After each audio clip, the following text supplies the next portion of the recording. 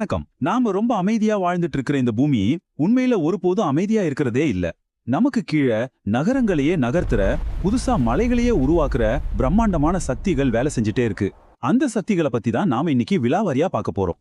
நாம நிக்கிற இந்த தரை ரொம்ப ஸ்டெடியா ஸ்ட்ராங்கா இருக்குன்னு தோணுதான் இல்லையா? ஆனா பூமிக்கு கீழே உருகின பாறைகளும் நாம கற்பனையே பண்ண முடியாத அழுத்தமும் கொண்ட ஒரு நெருப்பு கோளம் இருக்கு. சில சமயம் அந்த சக்தி ஒரு வழியை கண்டுபிடிச்சு இது மாதிரி பிரம்மாண்டமா வழியில வரும்.